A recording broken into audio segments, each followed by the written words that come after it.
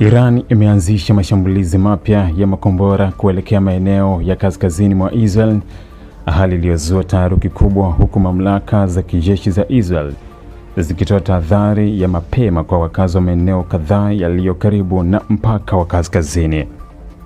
Jeshi la Israel lilisema limegundua kurushwa kwa makombora kutoka ndani ya ardhi ya Iran na mara moja kuanza operesheni ya kuyazuia kupitia mifumo yake ya kisasa ya ulinzi wa anga, wakati vikosi vya usalama vikijiandaa kukabiliana na tukio lolote la dharura linaloweza kujitokeza.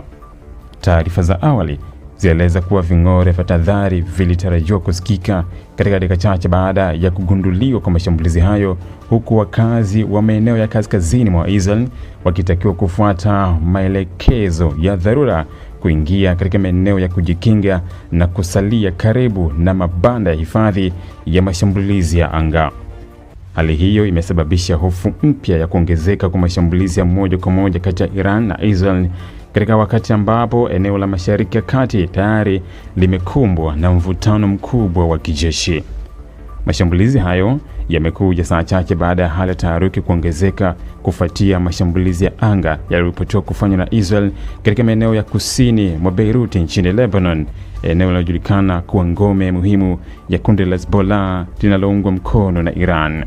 Teherani katika siku za hivi karibuni imekuwa ikitoa kauli kali ikionya kuwa haitakaa kimya endapo kutakuwa na kile inachokiona kama ukiukwaji wa makubaliano ya kusitisha mapigano au mashambulizi dhidi ya washirika wake wa kikanda. Kwa mujibu wa tathmini za kijeshi, mifumo ya ulinzi wa anga ya Israel ikiwemo Iron Dome pamoja na mifumo mingine ya kukabiliana na makombora ya masafa marefu imeweka katika hali ya juu ya utayari ili kujaribu kuzuia makombora hayo kabla hajafikia maeneo yenye wakazi wengi. Hata hivyo, haikufahamika mara moja idadi kamili ya makombora yaliyorushwa maeneo mahususi yaliyolengwa au kama baadhi ya makombora hayo yalifanikiwa kupenya mifumo ya ulinzi wa anga. Wakazi katika baadhi ya maeneo ya kaskazini mwa Israel waliripoti kuongezeka kwa taharuki, huku huduma za dharura, vikosi vya zimamoto na timu za uokoaji zikiwekwa katika hali ya maandalizi iwapo kutatokea milipuko au uharibifu wa miundombinu.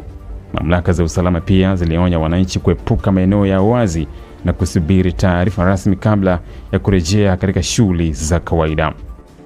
Mashambulizi hayo yanaongeza wasiwasi wa kugeuka kwa mzozo sasa kuwa vita pana zaidi vya kikanda vinavyoweza kuhusisha Iran, Israel na Hezbollah nchini Lebanon, makundi mengine yenye uhusiano na Teherani pamoja na washirika wa Magharibi katika eneo hilo.